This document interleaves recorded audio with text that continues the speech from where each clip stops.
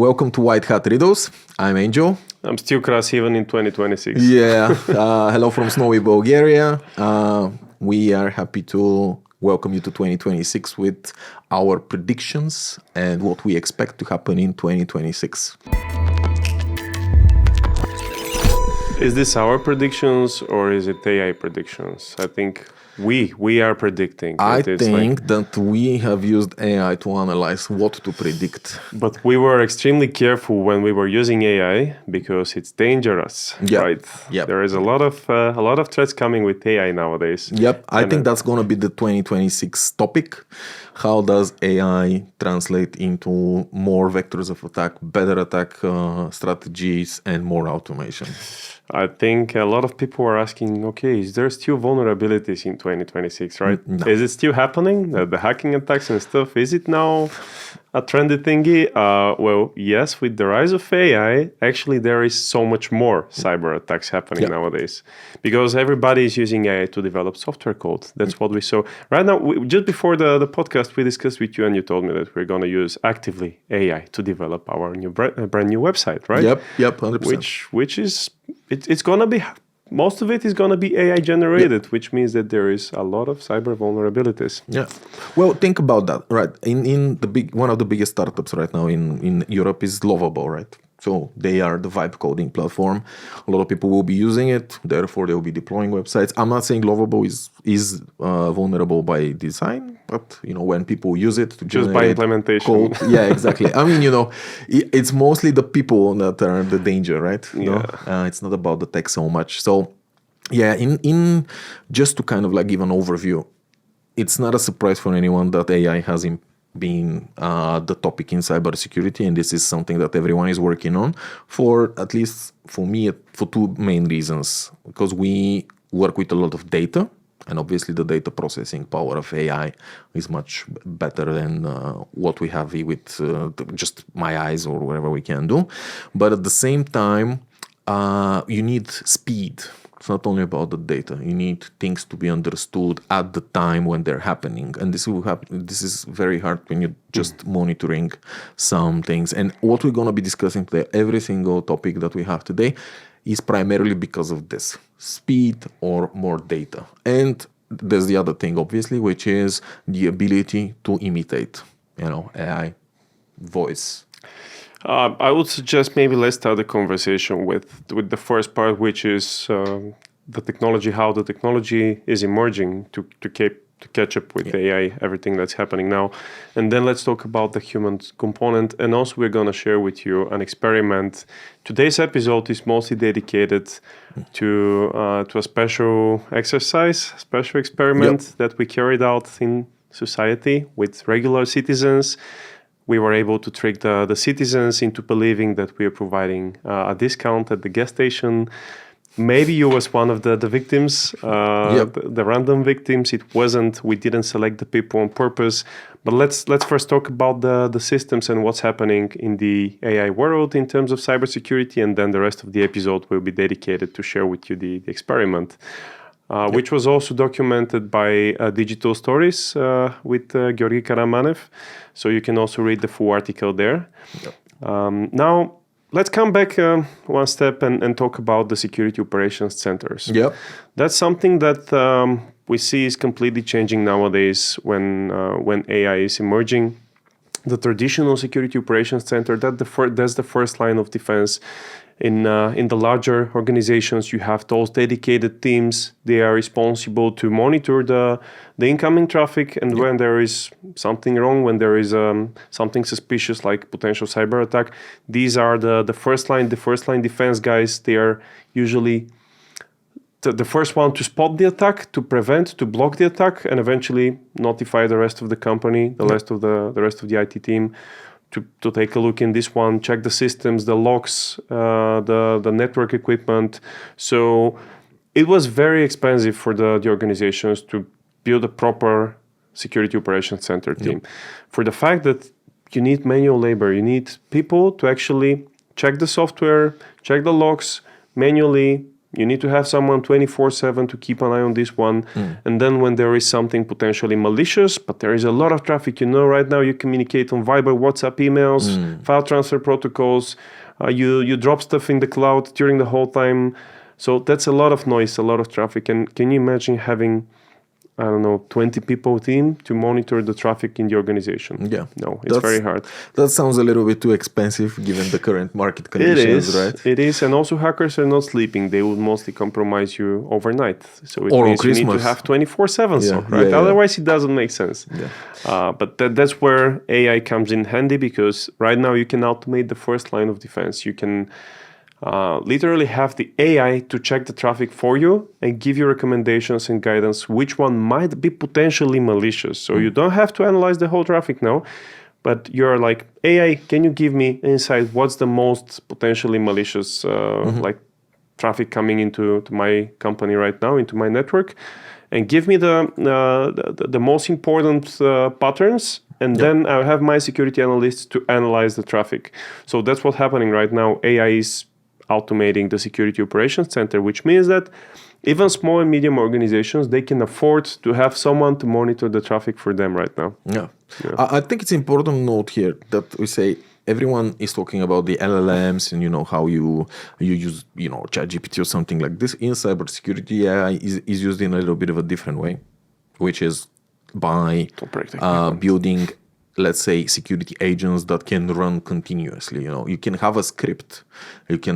Everything that you're saying right now, you were able to do before that, but you had to execute it. And now it's turned into something that is triggered by specific events. For example, you can have a monitoring agent. When something happens, it will send the alert, then something will read the information, then it will go to check it by a judge and something like this, then it will return it. And you have the ability with the new AIs to kind of like script these types of scenarios and essentially not necessarily use an online service. Let's say that there's probably big SOC operation center softwares that you can use, but they are expensive, there's onboarding and so on. Now people can build it, the hackers can build it on a relatively cheap machine. $4,000 or $5,000 can give you like a machine that can operate the majority of the operation. But still, for me, at least from what I'm hearing, what I'm seeing, we're changing the level where does the work happen by the human. It's not the necessity for a person in the equation is not removed. I don't think that people should be scared that they're going to lose their job in cybersecurity, especially because of AI. Because we've mentioned this before, but our industry is the one that constantly grows together with AI. Cybersecurity cannot decouple from AI, because the more features you write, the more attack vectors you open. This is kind of the reality of AI. So that's why I think if someone wants to have a career that's, let's say, always available, I think cybersecurity should be something that they should pick for 2026 and beyond. What happens in real world right now? A lot of like regular jobs can be automated, right? Like the post services. Let's say if you're sitting at the cashier and just taking the money for the whole day, this can be automated. A lot of production line capabilities and jobs can be automated. So the same happens in cyber.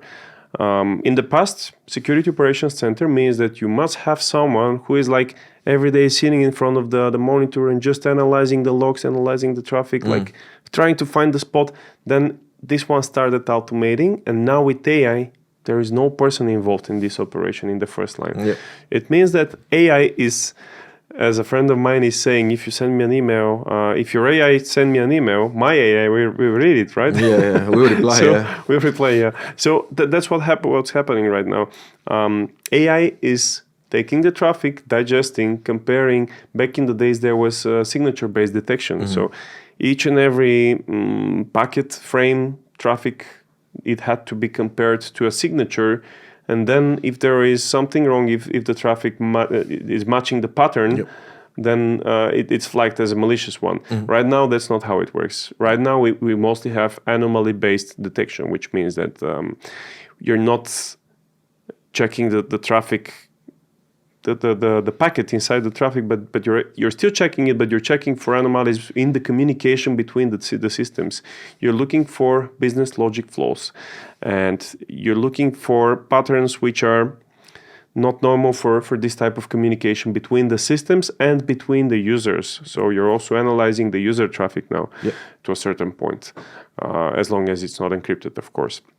So right now you're decapsulating the packet, you're looking at the metadata, and you're saying, hey, this one is not supposed to communicate like this, so maybe there is something wrong. So I'll bring this to the attention of the security analyst, and they will check if there is a malicious content inside the packet, if this is an actual malicious traffic, which was not possible back in the days, because you had to analyze hundreds of thousands of lines of traffic and malicious code, which is like, how do you do it? You can't. You need the power of AI to do it. So right now, the focus of the experts is not that much about analyzing, collecting data, identifying communication flows, and etc., which is like can be automated. But right now, the experts are doing the smart job already. They're analyzing the business logic in the organization. They're trying to think smart, to think like one step ahead of the hackers. So with the help of AI, you're doing the mass data collection, the mass data identification, mapping, and then once the data is ready to be digested and analyzed, then you need great experts to actually find out what's going on right now. Yep, 100%. I agree with this. And something else that's happened this week, actually, when you're talking about automation specifically, it was the CES, I think is the name of the conference. People were showing their robots and stuff. From what I saw, now the robots are already there. What Boston Dynamics showed was absolutely flawless in terms of execution and so on, and we're not talking about promises, let's say Tesla and the robots and stuff like this. They showed a working robot on stage execute stuff. NVIDIA also showed one of they had on stage like the robots that sounds like that look like Wall-E. They were together with the CEO and so on, and they were performing autonomously. So I think that the robot game is going into another, let's say, dimension now. But obviously says the cost. There's not enough resources yet to automate everything. Let's say, for example, if you are producing something which is let's say sewing or something like this, you have to make garments, but a smaller one or cheaper one and so on. Robots will not solve it because they're very expensive, let's say. And it's similar with cybersecurity. The cheap automated job and so on can be done, but the ones with a lot of detail that needs to be looked into kind of like very specifically, it cannot be automated because these are edge cases. So this is something that's very new. And let's not forget that AI models, let's say, they can collect data and they can adapt, but they don't always, don't have 100% accuracy at the moment yet. There's no model that singularly does 100% accuracy.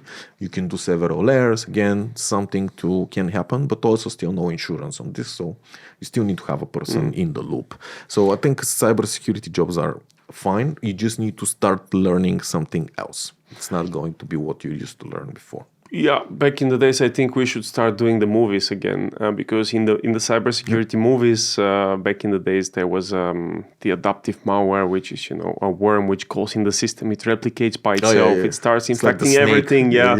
So this was impossible back in the days, but nowadays it's something, especially in 2025, we saw a lot of examples for polymorphic malware, which means that the malware is adapting on the go. So it's not someone like back in the days you had to like analyze the response of the system and then modify the malware, send it again, hear the response back, see if the traffic is coming back or not, then modify again, but someone had to be on the other side to actually modify, change the configuration of the malware. This is not happening anymore. I mean, now we see more and more polymorphic malware implementations, which means that the malware is configured in a way that it will refer to AI and it will ask, hey, I got this response. How do I replicate? How do I modify myself so that I can penetrate the infrastructure? And then AI is giving guidance to the malware. It's modifying itself on the go without any human intervention, and then it tries again and it sneaks in the network. So on the other side, I saw that a lot of the vendors are now working on AI remediation, which is basically self-modifying, self-improving auto-remediation systems. So when they hear something, and they have some detections that this is eventually a potential malware, and then the malware comes back, it modifies itself, and it comes back stronger. Then the defense systems are also much better now. So they also leverage AI to detect that this is the same piece of software which tried to inject itself in the infrastructure, but now better. And now with different configuration, maybe opening another port, delivering some other piece of malware code, Yeah. So also the defense systems are now self-learning and self-adapting to handle the polymorphic malware. Yeah. There was a case at the end of the year with, I think, NPM packages. There was a very sophisticated attack on some of the big libraries, like the NPM packages, essentially. And it was exactly this. Someone put one, let's call it a worm for the sake of it, because I forgot the name. And then it learned from one to another, and then to the one. I think it was around several hundred at least big NPM packages that were affected. And it was kind of scientifically, it was great. It is. If you look at it from a science perspective, it was a great piece of work. Everyone that I watched in, let's say, reviews on YouTube and stuff, they said, "Look, it is a hack, but it's very good. This thing is good." When you look at the let's say the architectural diagram of the thing, it's great. This thing just works because now you can fill in the gaps which you don't know. Let's say if you do a self-replicating system, and I'll show you in terms of the content generation, for example, or updates. When you do content, you have to refer to something else. Let's say when I do content, not for social media and stuff, but content like large pieces and stuff, to make sure that you have the right information. You cannot call local agents, because I use local AI, right? Because it does not have the concurrent information. So you need to call, for example, I use Brave API. Brave API picks up what's happening right now. Well, let's consider a malware, as you said, self-replicating thing, polymorphic, as obviously it's called. It's like calling an API to the existing attack surface, right? Or to whatever it is right now. And I've even read things in code base, You put the malware is in the code base, let's say on your GitHub, and it's working inside your whole thing. Even if you update it, it's already in. It's adapting based on what you push to it. So I'm not sure what is the best approach here. More obvious cybersecurity savvy people and architects will work on solving this problem. I'll be very curious to see what will happen. They will. The first one to work on this one is the regulators, the authorities. So that's why in pretty much every single regulation nowadays, you have something which is called software bill of materials. Okay. It refers to the inventory of software inside the organization, so that you can track what software is legit, supported, actively updated, supported by the vendor, and also to indicate if you have open source software, which is like sometimes the security is neglected with open source software, with the official software, which is sold by someone, you have to care about updates. But with open source software, you can neglect the updates sometimes. And by downloading open source and using open source software, I'm not saying it's not a good idea. I love open source software, actually.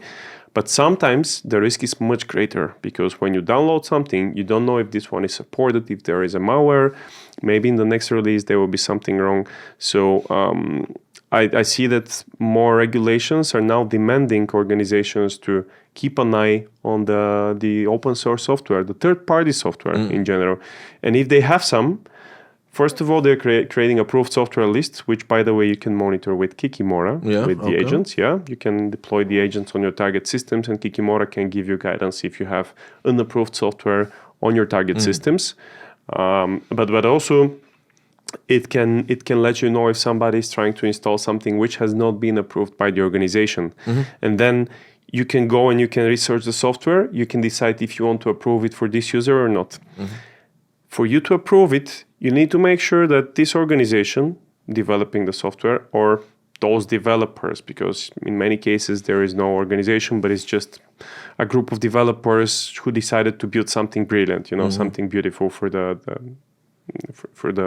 for society. So you need to make sure, usually using questionnaires, that these guys are doing regular pen testing, CI/CD, software security, which is like ensuring that the software is secure from day one. having proper software development policies and practices, best practices. And then when you have this completed on the policy side, so you have a policy regulating the software in the organization, but also from technical perspective, you've carried out all the required pen tests, security audits in the organization, also for endpoint servers and so on, then you know if you have a vulnerable software in the organization or not. That's the way to know. Yeah. And also, this one is that means that the cyber is shifting towards controlling the vendors, not that much controlling the end user, but controlling the vendors, because right now there is not much you can steal from the user. Most of the users, at least the corporate users, they leverage 365 or Google or some other cloud, and everything is on the cloud. Your data is not on the laptop anymore. It resides somewhere out there in the cloud. And you're using third-party software, you're using Drive, Microsoft OneDrive, and so on. So it means that even if I will compromise your computer, there is nothing to steal. Your data is not on the computer already. It's in the cloud. You're using third-party services for pretty much everything already. So the cyber guys are shifting from attacking end users towards attacking the organizations. And not that much organizations like Microsoft and Google, but I would say smaller companies. Like maybe you have a CRM software which is developed by a small organization, small or medium organization. Of course. And there is a very high chance that they're not taking good care of the cybersecurity. So it's much easier for me to compromise the cloud provider, a small organization, rather than compromising your own computer. And actually, this is a perfectly way to something that I read today in one of the groups. I'm not quite sure when did it happen. It might be today, actually. I don't know when the conversation happened, but it was from the CEO of Tailwind, the CSS library, and he said our usage is at all-time high, and our paying customers has dropped more than 40%. And then he had to fire 75% of his staff yesterday, because everyone is actually using their software with LLM. So therefore, they're not paying them for the use of the software. Tailwind is actually not, it is free, but you have to license it in a specific way if you're a larger organization. And this is not a question of whether you should be using Tailwind. It's just the principle that when you have the LLMs getting, or let's say inspired by someone else's work, then you have less money towards the smaller developers, the open source projects. This is the way that it is, right? Because someone is paying $200, for example, for Quad Opus or something like this to program, they won't be donating $20 to Tailwinds, for example, or any other software, because they think that they pay. But then the LLMs are training on these things without paying anyone, and then you lose the ground that essentially you're digging yourself a hole. You're building, essentially, you're chopping the tree that you're sitting on, because essentially the open source stuff is what we rely on. It's not, let's say, Linux, the regular Linux is free, right? But then when no one is paying for it, if no one was paying for it, which it's not like that because there's a lot of donations, we would have failed in like 3 billion, let's say, devices. And now if you have something like a library that's open source and you're not supported in any way and you just quote it in the LLM, it's in very short time things will start breaking, because these things need support, even if it's an open source thing, right? Open source doesn't require maintenance. It means that the people are not in a company. They still need motivation to do it. Let's say if it's not a money motivation, you're an expert in your field. Right now, if you're an AI expert, for example, you can be immediately hired. We're talking about proper expert. Why would you be managing an open source thing? How much do you love other people when no one will give you recognition, support, or help you out in any way? I don't think this type of motivation is currently in play anymore. Very few people would do it, and I understand that it's very hard to maintain something in era of constant development, right? Because then people will start, I wouldn't say rely on you, but they depend on you by design. This is their kind of like, this is open source, everyone use it, let's use it as well.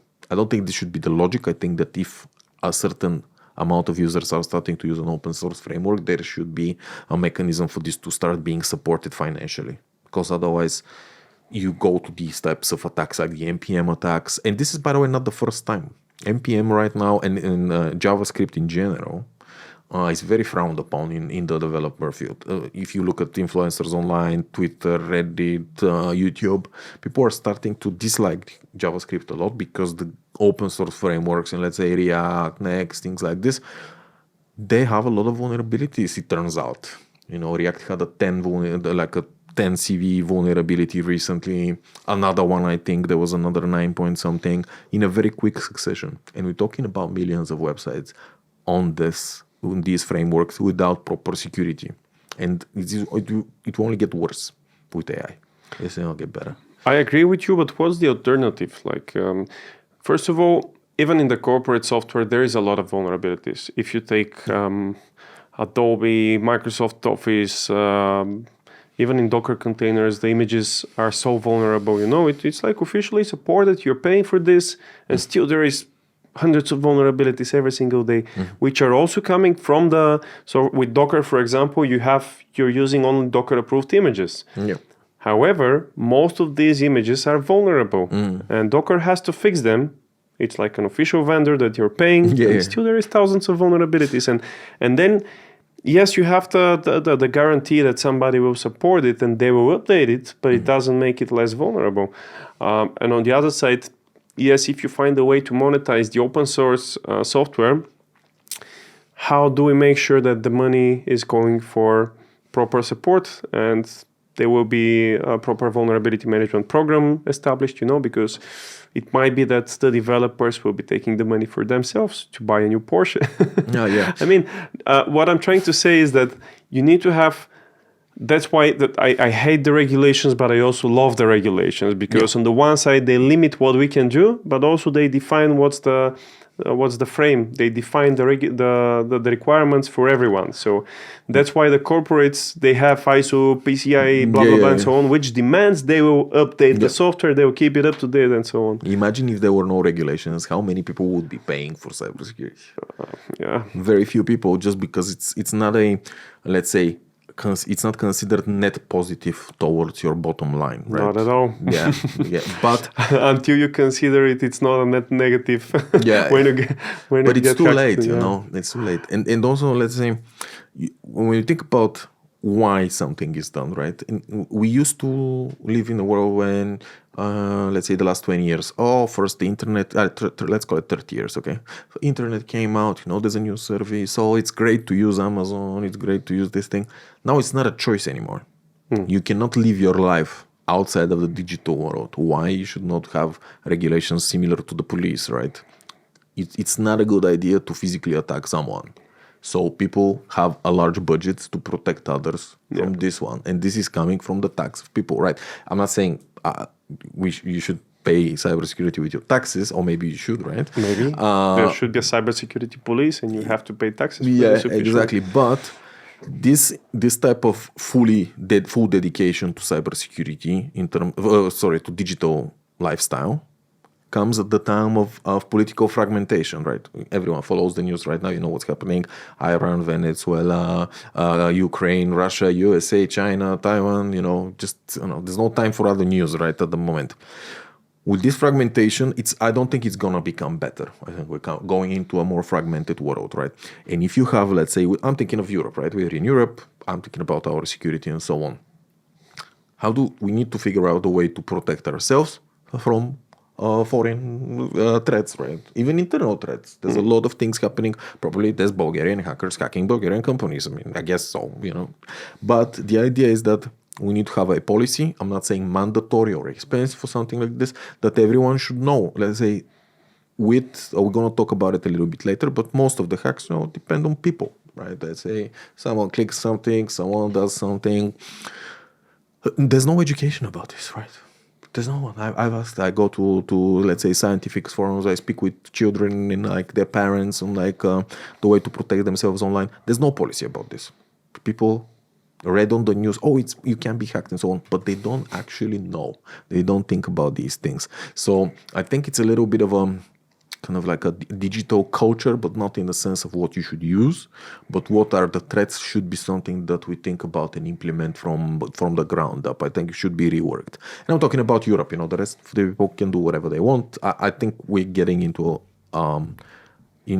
times where we're gonna decouple from USA, China, and Russia, like in general, outside of any form of oil or other resources, just because of tensions and so on. So I think we need to figure out policies that are beneficial for the people, and security is one of them. You don't want to have payment providers that are not secure, or e-commerce stores that are not secure, or I told you about the example, a possible example. Let's not call it as something that's said, but in the attacks of Venezuela, there was hacking involved, hacking the infrastructure, the radars, and so on, at exactly the same time as the physical attack is happening. This will happen here if there's an attack. If theoretically, even if we attack someone, I don't think Europe will attack someone, but if we attack someone or they attack us, NATO, blah, blah, there will be cybersecurity angle, and this is going to be a big angle.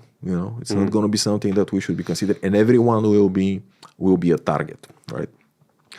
I think Angel's Secret Santa wish was to become Venezuela president. Yeah. Angel Maduro. This sounds about right now.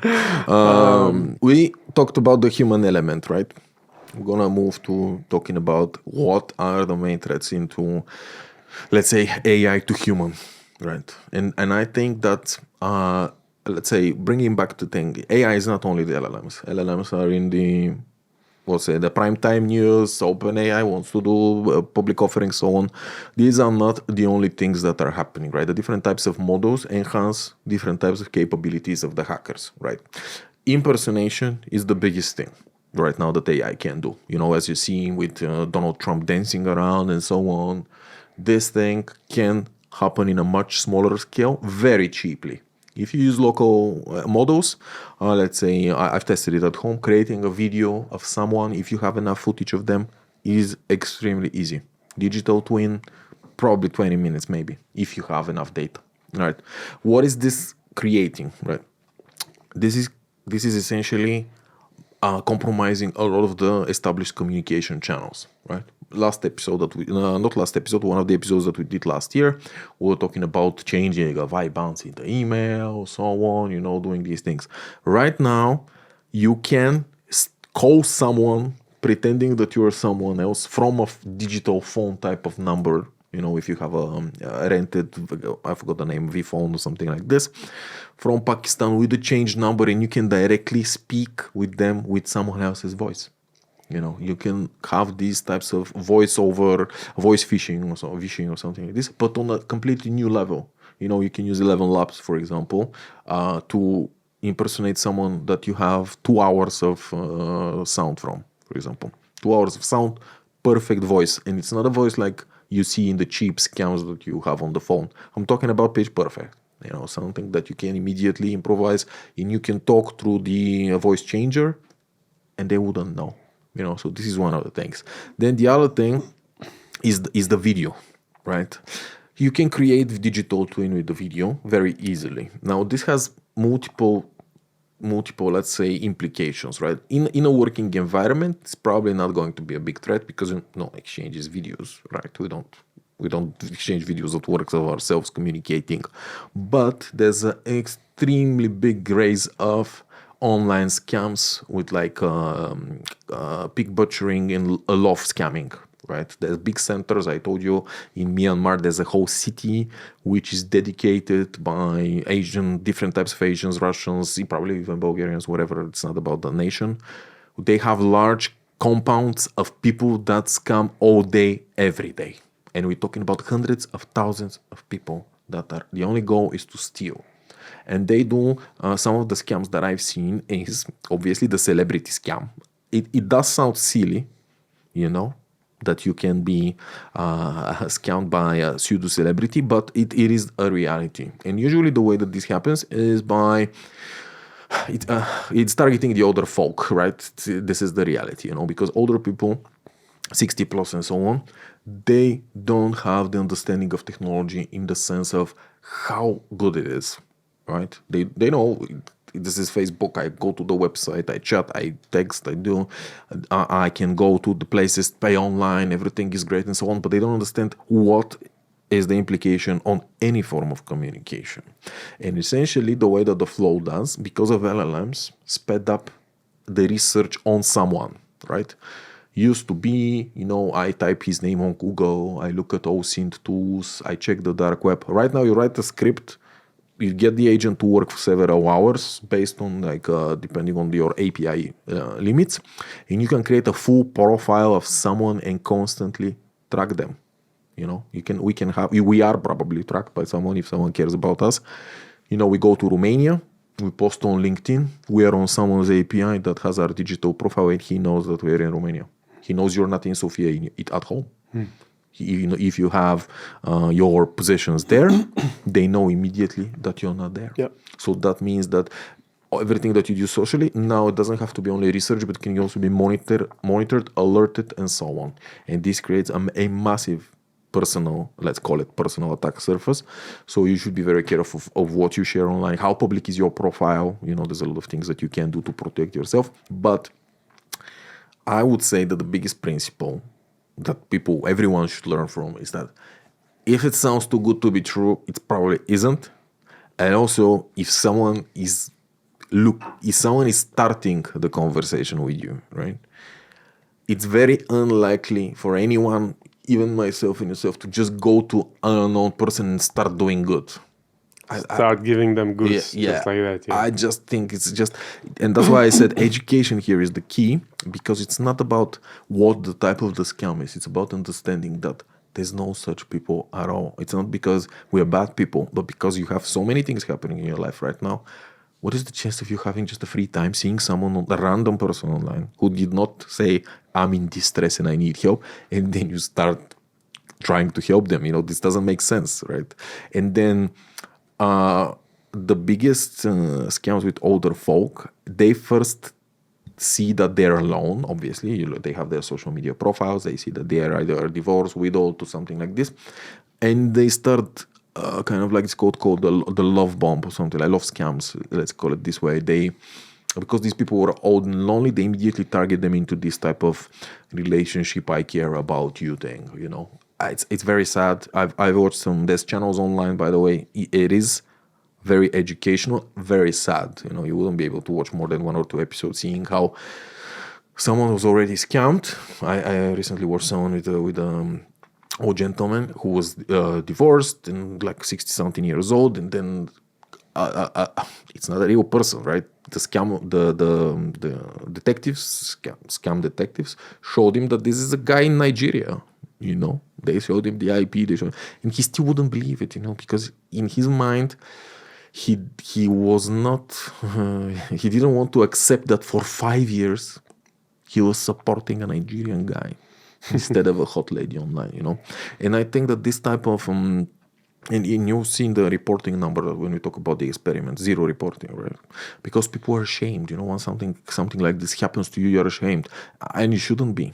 If you don't report something, it can happen to someone else. You need to report these things, right?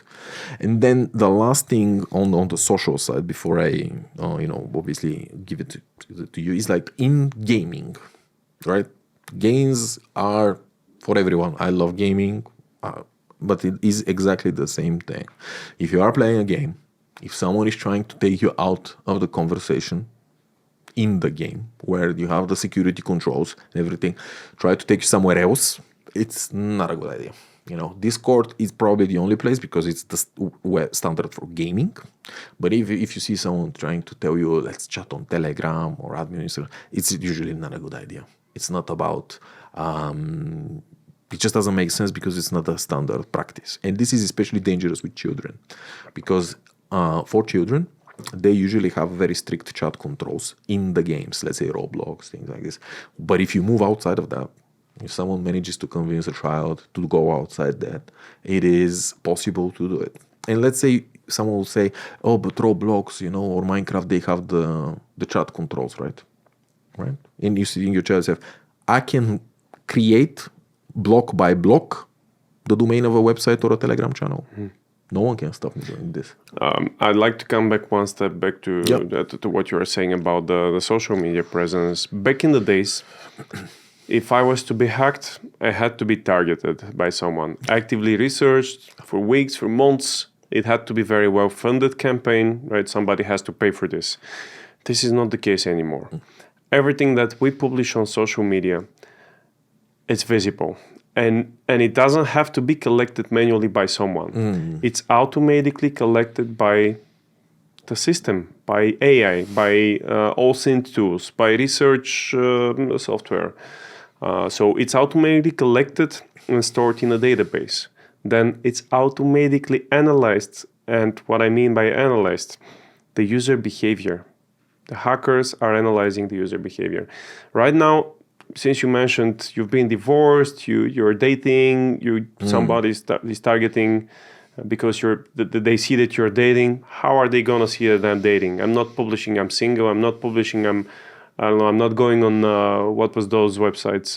They don't know if I'm on Bumble, Tinder, and so on. But they do know, and not because they have the data from those websites, but because they have the user behavior analysis of your profile. Everything that you post on a social media, you don't even realize that you're actually sharing your behavior. If you regularly publish that you go on hikes and so on, on hikes, on festivals, restaurants, but you don't publish if you're going with someone, or you publish that you go with, let's say you're a female, you publish that you go there with female friends. Yeah. It's so obvious that you are single. Yep. And it's so obvious that you are looking for someone. You're looking for attention. Yep. You want someone to see what you're doing, where you're going, what's your interest, what you like, what you dislike. And you don't even realize it, You're like, I didn't say I'm single. I didn't say I'm looking for someone. How are they going to know? Well, they do know. Simply because on Facebook, on Instagram, on TikTok, even on, not on LinkedIn, but even some people are using LinkedIn for this one. By doing what you're doing, simply by replicating this behavior, it's a psychological analysis. And it's not necessary, since you suggested someone from Nigeria. Is this guy from Nigeria so advanced in the psychoanalysis? No, he's not. But he can leverage, again, AI to analyze your profile, to analyze your behavior, your activities during the day. If you post every day from the gym, guess what? You're looking for attention. You're looking for something. And it's in the behavior that you know what this person is looking for. Yep. And it's AI doing the analysis for the malicious guys. It's not even a psychotherapist on the other side who's doing the analysis. It's simply AI because it knows everything about behavior, about social behavior, about culture, about emotions, emotional intelligence. Yes, AI is not emotionally intelligent, but it knows about emotional intelligence, and it can read your behavior and compare based on some historical data and analysis of large data sets. What is this behavior typical for? And it can say, well, based on what this person is posting on social media, based on what websites he's opening, based on his traffic, based on the pictures, the places he's going, the music he's listening to right now, the emotional state of this person is X, Y, and Z. And based on this one, I suggest this person is very good for targeted campaigns, for malicious attacks.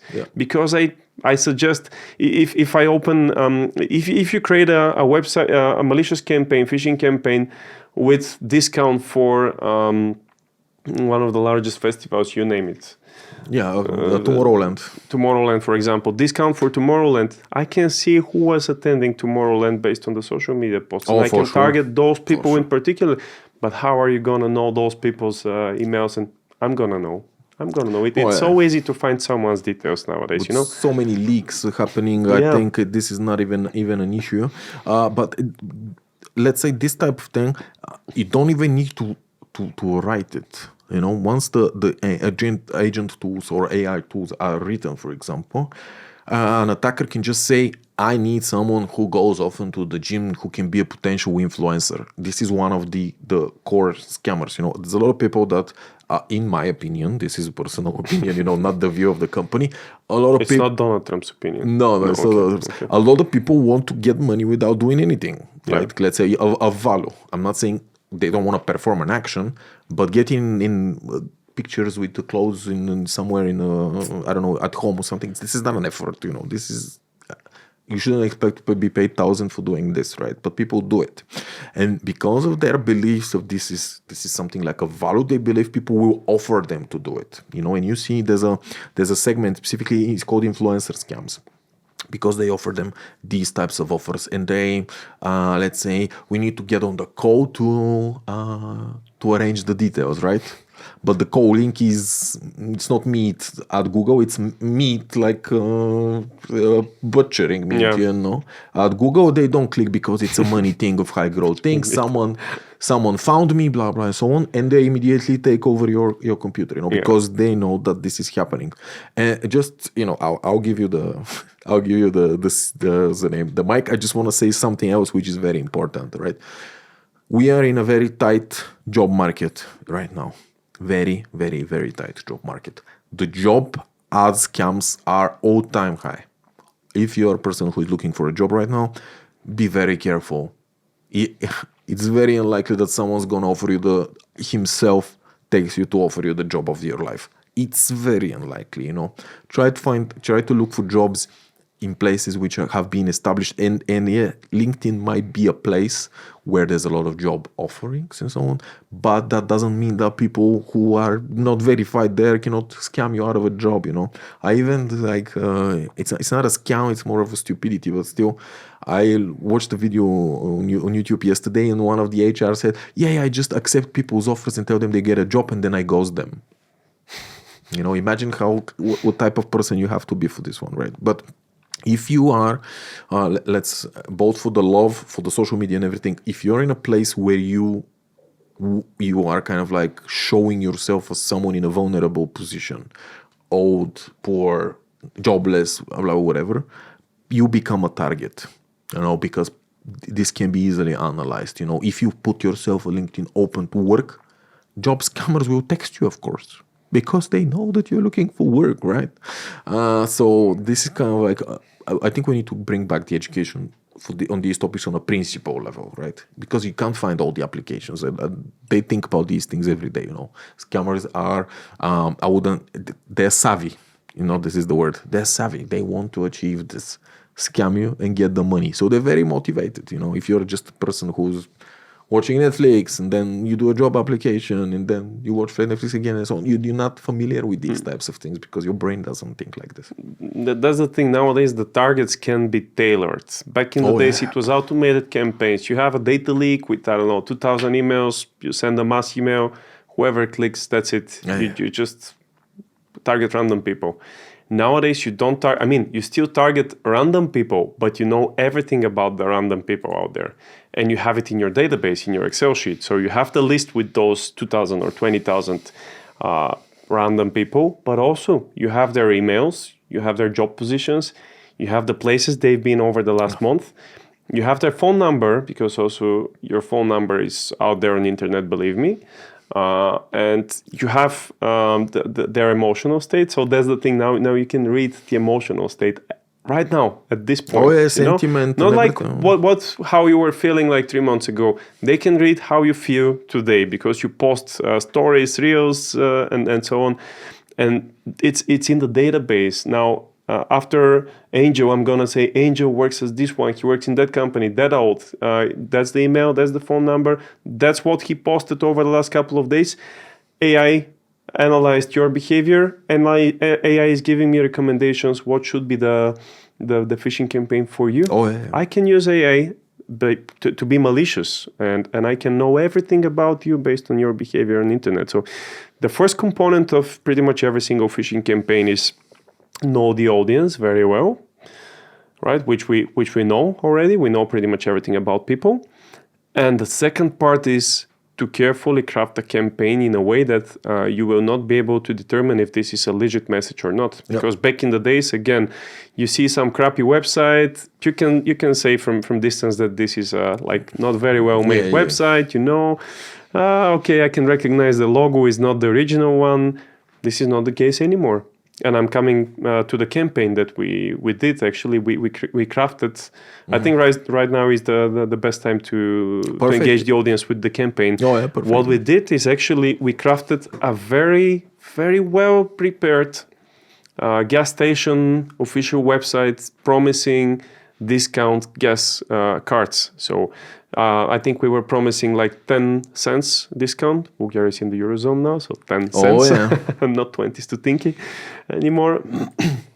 And we were promising those people if they so the first part of the campaign was basically creating the replica website. So we've collected the brand voice of the original gas station. Right now I can say we targeted Echo, the gas station Echo, which is one of the popular brands in Bulgaria and in Eastern Europe in general. It was a random campaign. I'm pretty sure they don't know about it. We're going to publish the full article on Digital Stories with Georgi Karamanev. Check out. We'll post the link in the comments. And what we did basically, we analyzed the brand voice, the style guideline with all the logos, colors, and everything. How they communicate with their audience. And the attack was not against Echo, but we used it to compromise random citizens. The point of the campaign was to demonstrate and to educate society how we can use your data to craft malicious campaigns. So if on the other side we are ethical hackers, but on the other side if there is a malicious guy, we were showing what those malicious guys can do with your data. Mm-hmm. So basically the point was to target random people. We just collected random emails from internet, whatever we could find. At first we tried using a data leak. The data leak was not very successful. The first campaign was not successful because the data leak was like a couple of years old, which means that many of the emails were not active anymore.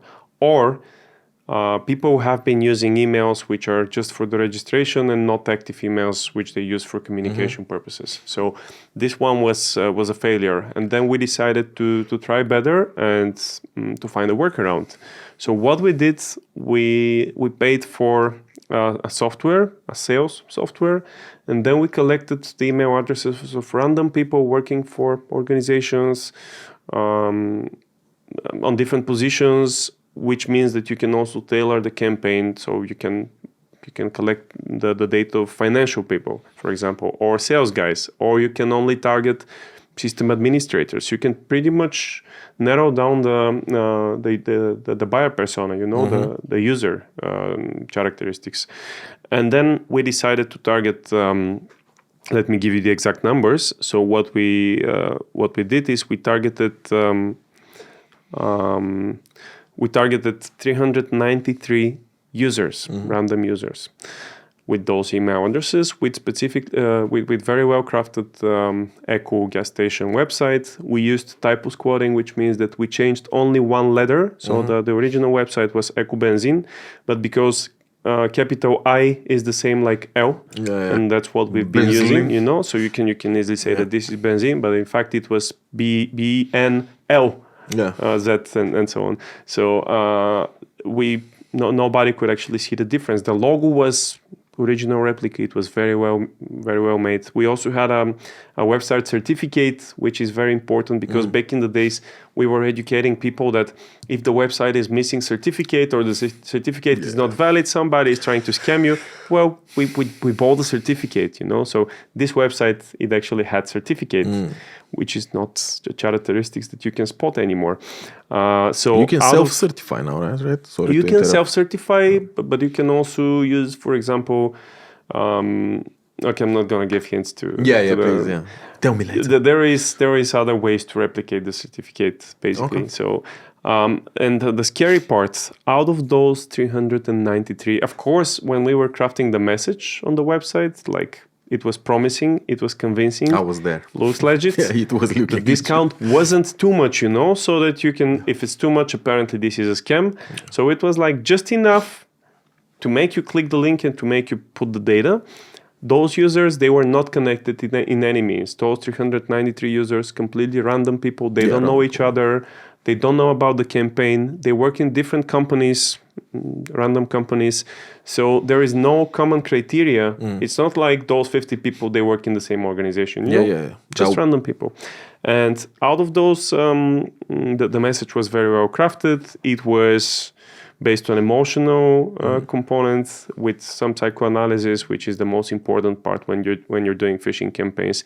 And it was very convincing, very promising. The language was trustworthy, slightly authoritative, but also informative. So it was like a proper message, very well written. We had a couple of examples until we come to the final message. And then out of those 393 people, 69 of them, which is 17.5% of the people, clicked. We don't really know how many of those 393 actually received the email. It might have been flagged as a spam email. But out of those who received the email and clicked, it was 69 people, which is 70% of the emails we sent were actually opened and somebody explored the contents, which means that they didn't spot the fake email to start with. They didn't analyze the link in the email. They clicked on the website, and now the scary part, out of those 69 people, 19, which is a huge amount of people, that's like 27% of the people, they provided their name, address, phone number, and there was one more component. They provided this data to the website, which means that they also didn't see the fake website. They didn't recognize the website as being fake. Now, what else? Can you guess the number of the people who reported the email as a scam? It's a round number, right? It's a round number. Yeah, exactly. 0. Not a single person reported the email or the website as a fake one. And if only one of them or if only 5 of them would mark it as a fake email, this would go to the vendors, to the cybersecurity vendors, and they would immediately flag the website as a malicious one. So next time when you open the email, next time you would not even receive the email, The email providers, they would have flagged the email as a spam one, as a spam email for you. Yep. If you reported this one as being fake. So that's why I cannot stress enough on the importance of flagging emails as fake emails or fake websites. There is pretty much every single email provider gives you the option to do it. Inside the email, you can report, depends on the vendor. There is a very easy functionality which allows you to report the email as spam or fake. Oh yeah, I'm constantly on that button, by the way. Yeah. I don't have a delete button. I only mark them as a spam. Yeah. So now what we're trying to do with this campaign, we're trying to educate society and to show you that it's very easy for someone to craft a malicious email with malicious contents. You're going to see the full report with evidence, with pictures. Of course, the full data is anonymized. We don't have any of the emails anymore. It's been deleted already. So what we can do after that, those 19 people, those 27% of the people, because we used 400 people, 393, but we can easily go to 50,000 people and replicate the same. We can send the email to 50,000 people in 2 days. So those 27% of the potential victims, they go in a separate database and they will be targeted because these users are prone to, they're not very well educated. They don't know about cyber threats. Next time they're going to click again. So they go in a separate database with users to trick in the future. Yeah. It's not the first campaign, for example, we didn't go through. It wasn't successful, but you are a potential victim for the next campaigns of those malicious guys out there. And then what can happen, they can steal your financials, your files. They can ask you to click on a website, download malicious executable, get access to your computer remotely, exfiltrate financial data. They can do pretty much whatever they want. And also, the authority plays a huge role. If this was a gas station which no one knows about, they probably wouldn't open the email, right? But it was one of the most famous gas station companies in the region, so it looks legit. And I'm coming back to your first topic, which is actually what you can do with Gen AI if you can replicate famous people, and you can do. Oh, yeah. Right now, we are preparing another campaign, and it's going to, probably I shouldn't say it, but yeah, I'm always saying things before we do it. Yeah. Let's do it first. Don't spoil it. We're preparing another campaign which will use famous actors or political personas to influence and we're going to create one deepfake video and one legit one, and we'll have the audience to recognize which one is fake and which one is legit. And both of them will be very convincing. So keep an eye on the episodes and also on our social media channels, because that's where we're going to publish when we have the campaign executed, probably in a month from now. Listening to you right now, and I always try to think about how to address things where it actually matters, And you send these emails, and let's say, we haven't discussed this, by the way, beforehand. I'm just thinking about it when you speak. Is it not a good idea to create educational phishing campaigns? Let's say, for example, when these people click on that echo campaign, my first question, is this legal, by the way? They click on this echo campaign. By the way, brand echo, nothing bad about them. They're not doing the phishing campaign. No, this can be replicated with pretty much every single brand out there. Is it not a good idea for us to, for example, make a campaign like this, but for a lot more people? Let's say 100,000 people, let's say, for example. But if someone clicks, they get a message, don't be a fool, for example. And then this is a scam email. You got tricked. You need to take care of. You need to think about it better. No, don't collect that. Immediately delete it. Make it like load it if you have to into their local host or something like this. Whenever they click on the link, it's not a good idea. I think this might get better results because you're immediately educating the only people that can actually be scammed. Otherwise, the way that we usually do. Anyone does campaigns, you use like something like Know Before, something like this, software created campaigns, you schedule, you do it, but you don't actually reach the people that don't care. I think so. Usually people that don't care, they really don't care. So even if you put them on a training, nothing will happen, right? I think we should consider this, I don't know what would be the cost of this. There's a lot of open source web servers right now and like mail servers. I don't think this will even be expensive. Here comes the, you mean larger scale? But here comes the all of the scale, the ethical part, because at some point, what we're doing right now is completely ethical and completely random. It doesn't target any specific person or organization. We did not discover any. It wasn't because we discovered some vulnerabilities and weaknesses with the brand. Has nothing to do with the brand. We just replicated the website. So it can be Nike, can be Adidas, can be the Bank of America, can be pretty much every single organization out there. It's interesting. That's the only way to educate people. You're completely right about this one. If you just have a theoretical security awareness training, doesn't help. You're watching the videos, you're clicking, but they gave me I have 100 score on the regular security awareness training, the yearly security awareness training. I passed, now I know about cyber. Nothing.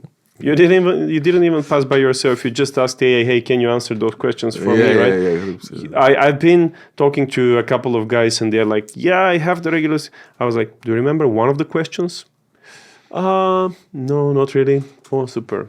But you passed the training, you passed the quiz. Yeah. Well, you didn't even pay attention to the questions. I think the routine is the problem.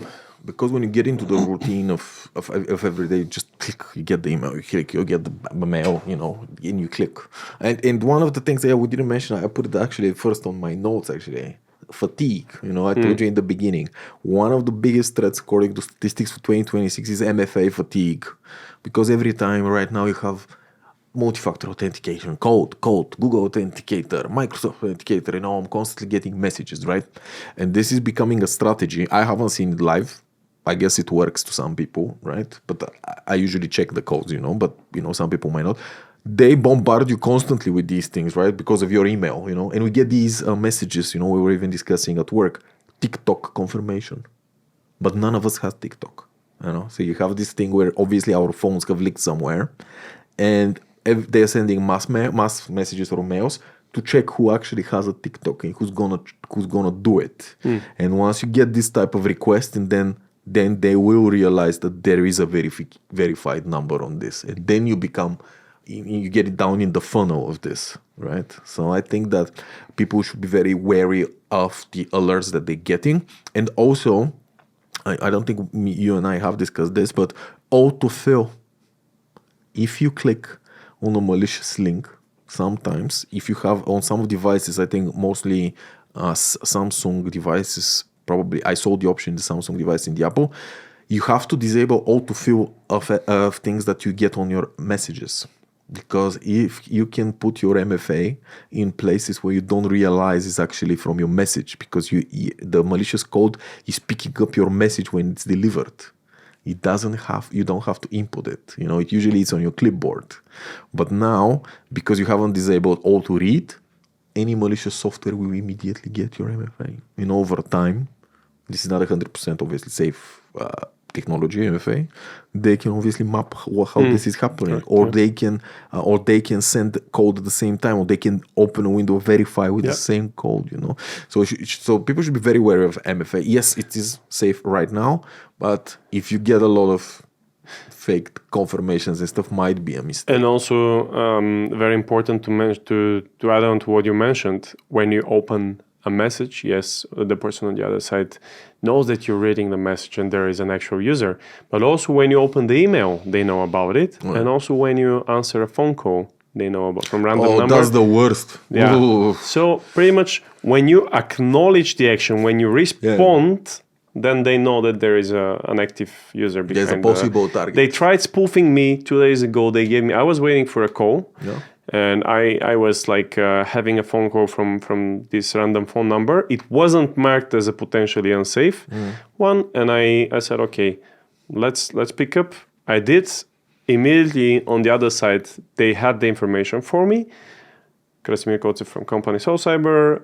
Is that you on the line? I was like, who are you? What are you looking for? Yeah. Never confirm who you are. I am totally not from Nigeria. Never confirm who you are. It was a very good English. It was somebody from the UK with proper UK English, proper British English.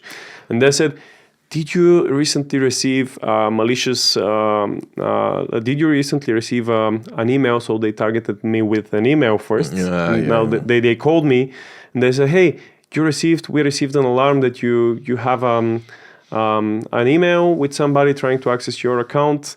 We're trying to protect it. We're trying to defend it. Don't open the email. Send me a gift card. But did you receive it? Right? And now they're trying to convince me that they are the good guys, and I have received an email from the bad guys, and they're here to save me. But they were the ones to send the email, and now they are from the support team, engaging to assist and to help me. Not click eventually if I click the email, how do I, they're going to help me with the email recovery, with the password change and everything. They will send me another link. They'll have me to click on the link. Of course, I didn't go further with them. I told them that I've recognized wrong and I'm number. going to report them. And they were like, no, but we're like trying to help. We're from the support official. It was a proper English, and they knew a lot of things about me. So, you have to be very aware of what's happening. I generally block unknown numbers. I have it on my phone.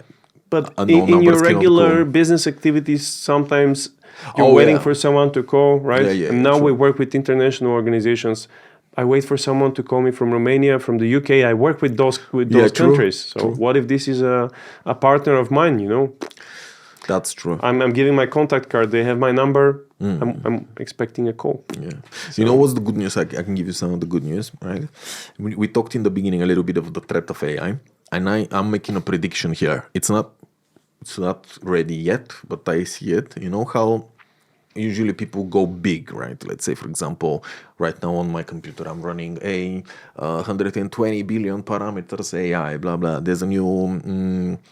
I think there's a new big DeepSeek 370, and I think Gwen has 670 billion parameters. This is server-side type of stuff, right? But actually, there's people who work on mobile LLMs. They're putting things on edge or Raspberry Pis and so on. And I think that next generation phones, because this is very computationally heavy on specific things which are now very expensive, but I think next generation phones, let's say 2027, 2028, I think they will be able to process LLM locally at speed that's effective. I think that this will be the new era of mobile development. How to make adaptive applications on the phone, preserving privacy, obviously. Because otherwise, what's going to happen. My favorite thing, this is a little bit of a jokey thing, but my favorite thing is that people call Microsoft Microslop. because everything that they've developed in terms of AI is very bad. Honestly, like it's a multi-trillion-dollar company. I think they should step up and don't immediately think that if AI, it's good. You know, no one wants to have Copilot. Probably it's on right now here on this laptop. No one wants to have this. I want to have a proper search, which doesn't exist. And then everyone is trying to channel you to this kind of like collect your data of AI and so on. I think that there's a case to be made for mobile applications powered by local AI, and the processing power of mobile phones soon will be. And the model is probably processing power is not going to increase that much because of money. But I think the models will become very small and distilled to a level where you can actually create mobile apps that are effective, even in terms of security. Let's say mobile phone calls. It can analyze while the person is talking. Let's say, this is a good idea. Don't steal it, by the way. This is $1 billion idea. If you can use 11 labs to scan while you're in a call, live voice analysis on in a call, and can alert you this can be a scam. You know, I think that's a money idea, guys. Don't steal. But this guy who called me, he was a legit one, you know, so it wasn't AI. No, but he can tell you, let's say, it's not about analyzing the voice. It's about analyzing the content. Because if the model is on your phone, that means that you're not sharing your conversation. It doesn't send the data anywhere. You update the model with the latest data. It listens when you're on a call and gives you an alert. This can be a possible spam based on what they're saying, not the frequency. Let's see. I hope we get there. Yeah, I'm optimistic. It's not going to be in 2026 for sure. The models are there. I've seen the development. NVIDIA has something which is very small right now. It's a new kind of family. It's called Nemotron, but I'm not quite sure that it can do live in this way. It can do video analysis, but you have to leave it for a little bit. It's not live yet. I mean live by analyzing real time, I think. But it will be there. I think it's a very good idea, by the way. Let me just write this down. So when I become a billionaire out of this, you know, I'll let you know. Good idea, by the way. Yeah. All right. So, well, I think that's pretty much it for today's episode, right? Yeah.